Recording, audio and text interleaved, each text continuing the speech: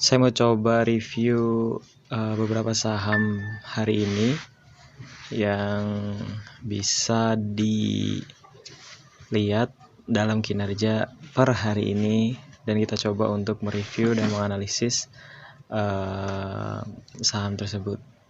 Saya akan mulai dari saham yang salah harga. Ya, biasanya saham-saham yang salah harga ini diakumulasi oleh para fundamentalis. Misalnya Lokeng Hong. Lokeng Hong ini mengakumulasi saham-saham yang benar-benar salah harga. Salah harga dengan artian bahwa saham tersebut itu diskon gitu. Nah, kata beliau, saham salah harga itu bisa dilihat dari price to book-nya berapa. Kalau di bawah 1 itu artinya memang ada diskon di saham tersebut, dan price to earn-nya berapa. Nah, kita akan lihat saham-saham yang pernah atau sedang diakumulasi oleh Lokeng Hong.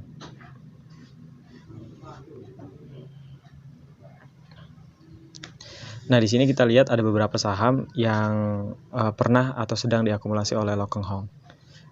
Ada Charoen Pokphand, Gajah Tunggal, Petrosi, Rig Tenders, United Tractors, Global Mediacom, Indica Energy, Panin, Bumi Resource, Timah, Mitra Bahtera Segara Sejati. Nah, saham-saham ini tuh memang memiliki PBV yang rendah ya, price to book value-nya rendah banget. Kita coba ambil contoh BMTR, Global Mediacom. Nah, saham yang dimiliki oleh Tano Sudibyo ini, perusahaan yang dimiliki oleh Tano Sudibyo ini memang memiliki market cap yang sangat besar ya. Ini market cap-nya sekitar 4,5 triliun. Dan kinerja pada hari ini BMTR ini mengalami penurunan, walaupun tidak signifikan penurunannya, hanya sebatas 0,73%.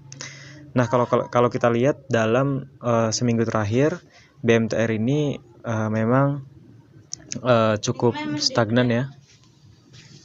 Cukup stagnan harganya di kisaran harga 270 perak ya. Terus juga pernah mengalami kenaikan sampai 286 perak. Dalam kinerja 1 bulan, BMTR mengalami uptrend. Kenaikan harga BMTR memang cenderung naik, dan saya pikir dalam beberapa bulan ke depan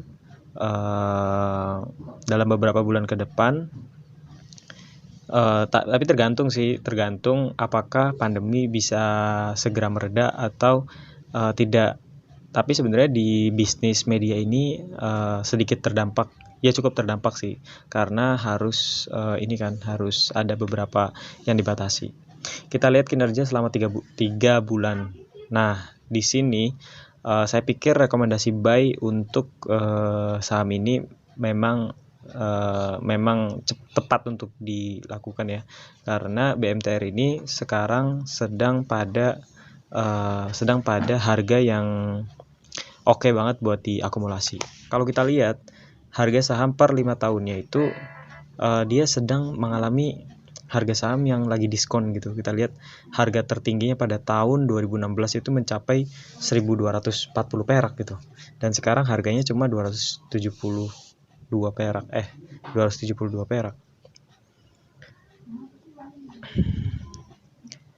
Nah, kita lihat analisisnya. Nah, di sini kepemilikan atau yang melakukan transaksi saham di BMTR kebanyakan dari domestic buy, di mana domestic buy ini sangat signifikan dilakukan, yaitu sebesar 48,48%. Nah, sedangkan foreign sale-nya hanya 1 sampai 1,5%. Itu artinya saham ini tidak bergantung kepada saham foreign, saham asing, melainkan bergantung kepada saham global. Tapi kita lihat juga di sini top buyers sama top sellersnya ini ada GR dan YP. Nah, untuk penjelasan GR, YP, dan singkatan-singkatan ini memang ada bergantung kepada nama sekuritasnya. Nanti saya akan buat video khusus tentang ini.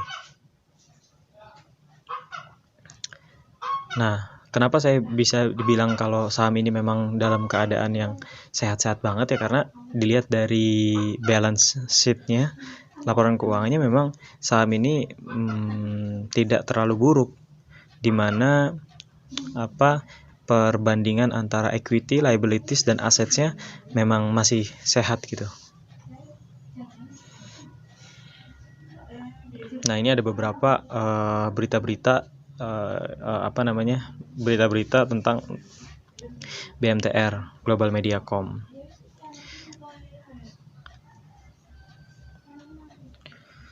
Nah, profil perusahaan yang dimiliki oleh Tana Sudibyo ini bergerak di bidang industrials dengan subsectors multi-sectors holding, di mana induk dari perusahaannya Tana Sudibyo adalah BMTR. Dengan catatan sejarah perusahaannya didirikan dari tahun 1995, saya pikir perusahaan ini memang sangat kuat untuk bertahan, dan survive, establish pada saat ini.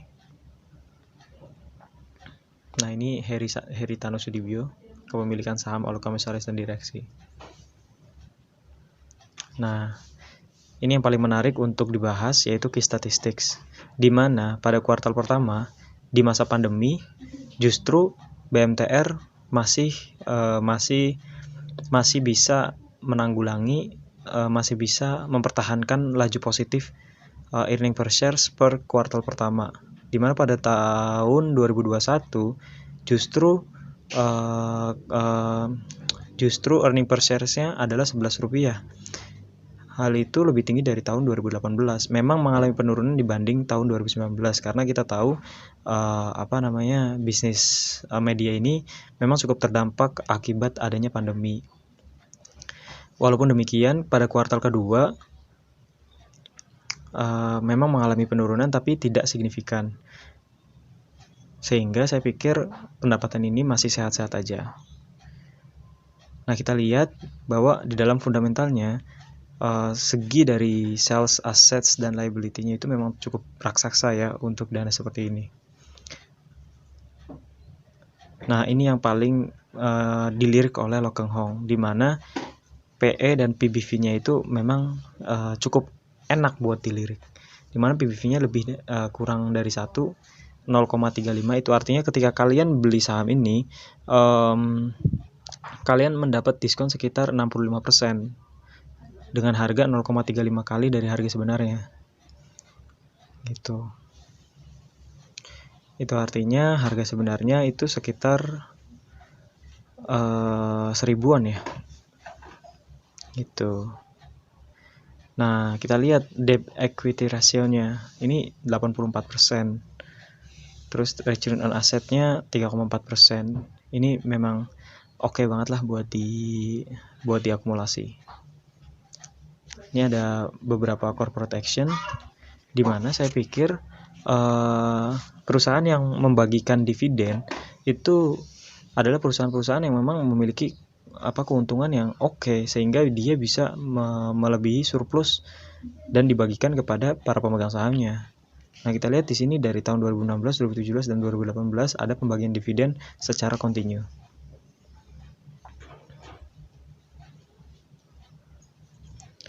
Ya, gitu aja untuk review saham pada hari ini. Thanks for watching.